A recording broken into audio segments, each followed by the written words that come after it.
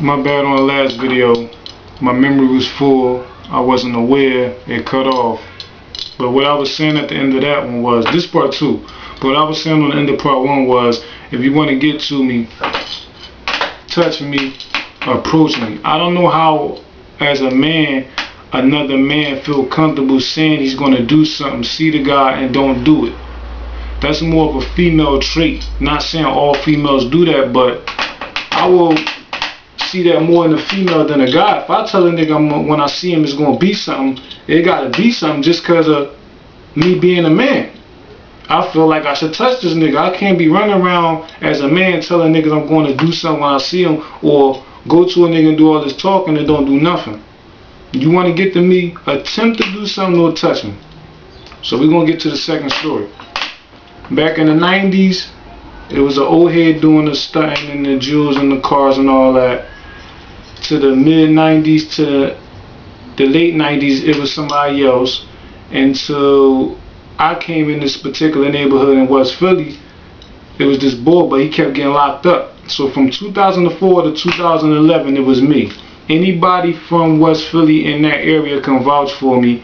I bought the cars, the jewels, and the clothes out from 2004 to 2011. Right?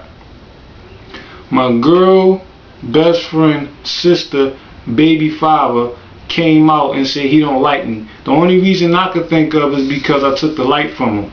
He a nice looking man. You know what I mean? He no homo. He probably, you know what I mean, the girls hyped him up probably thinking he was somebody. You see what I'm saying? Or he cute, or he got a nice body, he could fight, well he say he could fight, he used to hustle, shit like that. When I came, I knocked all that out the water with whoever. And the only nigga that was doing it when I was doing it, he was in and out of jail. I was the only one consistent from 2004 to 2011. Anybody in the neighborhood will tell you. So that's the only reason I could think this man saying that. Think of the reason why the man would say that about me. So my girl come tell me that, and I said, you know how niggas tell stories like, when I see a nigga I'ma do this to him, or when I was out I beat up 5 niggas and some boy approached me and I punched him and his eyeball fell out, and I shot some boy and I robbed some boy. But you believe the story because you want to believe the story because you fuck with that person, but you ain't see nothing, so you're like, well, I ain't one of them type of people. So when she told me that, I told her that, and then I said, when I see him, I'm gonna wait till all y'all on the porch together, go up on the porch, because that's where they used to lounge at, go up on the porch and go in the boy's mouth. Then she said, no, because they said he the type when he lose, he go get a gun and start shooting. Now me being a street nigga, a smart nigga, I don't have no guns on me at the crib. I'm lounging now, I'm living comfortably, I'm the boss. I would have to make phone calls or make a phone call to get something done at this time in my life. You see what I'm saying? I'm busy stunting, pulling out cars, jewels, and clothes. I don't have no hammers on me, so off of being smart and being hands-on in the streets before, I know not to do that because of that. So I let boy slide. So fast forward, well, not let him slide, I ain't say nothing to him when she told me that. Just real nigga shit. Fast forward, Live 8 came.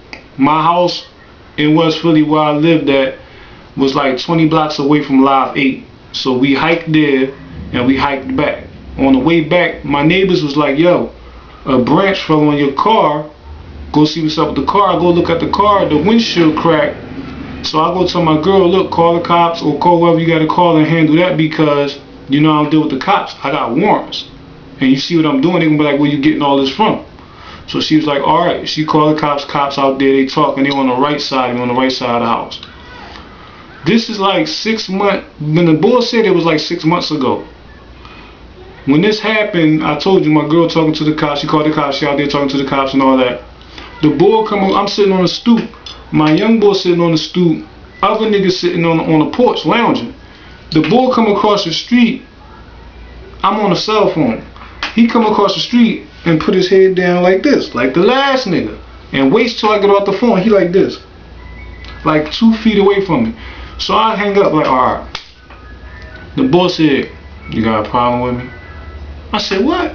He said, you got a problem with me. He said it that low to the point that I had to ask him twice what he said. So I was like, what you talk about? You the one that don't like me.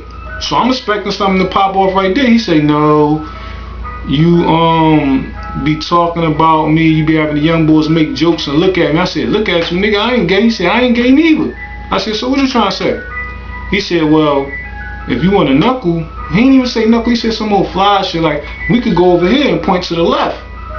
So I looked him in his eyes, and then I looked to the right. I said, cops outside.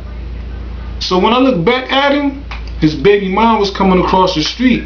Now, I don't know how everybody else take that, but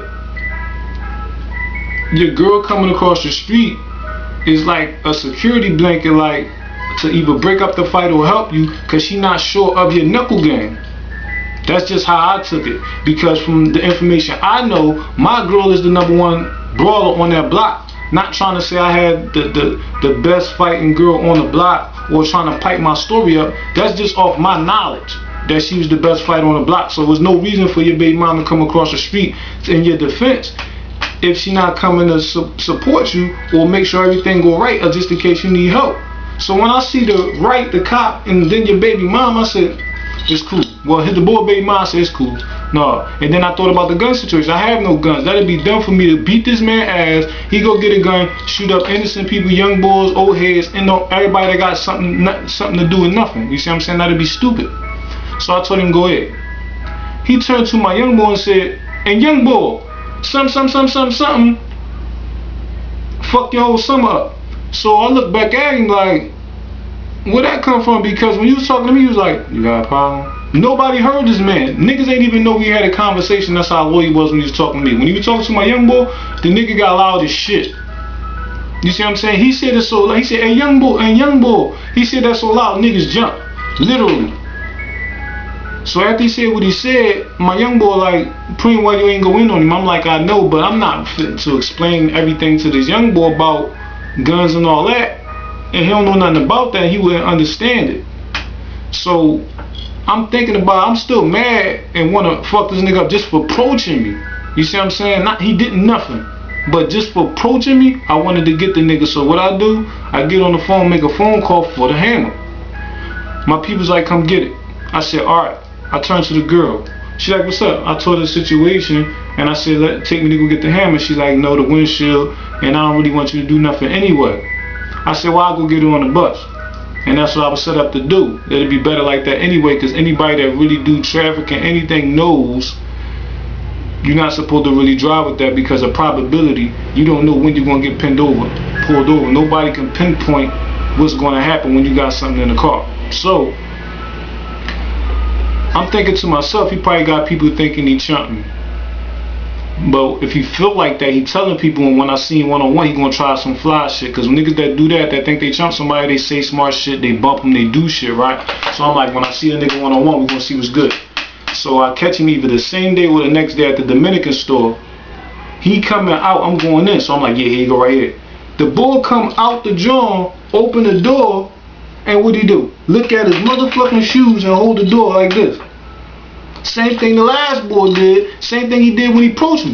So I'm like, this nigga, he's sweet. I don't even got no problem with him. I don't care what he say, what he do. I know he's sweet. If it was situation, he would have did something. So I go in the store, go about my business. I ain't say nothing else about nothing no more. Fast forward. My son go to the same school his son go to. I'm going to go get my son. He see me from a distance. I'm like, yeah, maybe now he wanted, you know what I mean, his girl's outside. Maybe he want to pop fly. I go to the building. The closer I got to him, he started acting like he was getting attacked by bees or getting stung and shit. I mean, like on some, like he was on some shit like that. So I said, I can't do this, man. I can't do this. I can't do this to a nigga that's bitching before I touch you. You gotta be on your hype, John, so I can get hype. If you hype when I'm hype, you can get your ass whooped or whatever. I can't beat everybody, but if you're not fighting how I'm fighting, you're gonna lose. I'm fighting to hurt. If you fighting for props or to show off, you're gonna get your ass whooped. Plus I got skills. There's a difference between throwing your hands and having skills. So you come with some wild shit, you're gonna get your ass whooped. So fast forward that, the graduation, his son walked past my son, he made his son speak. Like his son ain't speak, but he made his son speak. So I'm like, damn, it ain't that deep. I'm saying that to myself. We know how you get out the auditorium and take pictures. We doing that. The bull wasn't nowhere to be found. You know why? Because I was in this vicinity. Fast forward that, we at the prom. My man went to his baby mom's sister prom. So everybody goes across the street. It's a crowd. I'm telling my niggas, listen, when he see me, he's gonna act funny. They like, no, he not. They laughing and shit. I'm standing next to the nigga. I say, I bet you he don't know I'm standing next to him. When he recognized that, watch him move. He saw me. This nigga went all the way over there to the corner. Like, fuck the prime. I don't even want to look at the prime anymore. I don't even want to take pictures of none of that. So I'm telling my girl the story. She like, I believe you, but I ain't see nothing on some laughy jokey shit. I said, you gonna catch it one day. Then she catch it. We at the motherfucking store down the block. There's him and his man in the store. Now I didn't even see them this time, but she paying for what she paying for. I'm on the side of her. When she moved, they see me. These niggas on some shit like on some movie shit, like, and backs up into the corner. So I'm like, I can't do nothing to a nigga that's not approaching me. I can't go wild if a nigga not going wild because I feel like a bully and I'm not a bully. So if you want my attention, approach me or touch me and you're going to get what you asking for. I do not respect talks. I do not respect songs. I do not respect telling somebody you're going to do something to do it, because I feel like if it's all that serious, you want to do it. You're not going to put no extra energy into nothing else but putting hands on me. That's how I would do. So I'm be expecting the same thing. Everybody ain't like that. Alright, I know that now, but you know what I mean? I just had to tell my side of the story, man, because y'all might have heard the story and probably think something sweet, and I don't want somebody else to try something and go to the extra length that they didn't go to and get fucked up. I can't be everybody. I'm not a superhuman. But if you come with some dumb shit and you don't have skills, or you're not trying to hurt for real, I'm not the one that you want to approach. That's all that's about. It's not no tough, it's not no super thug shit. I'm telling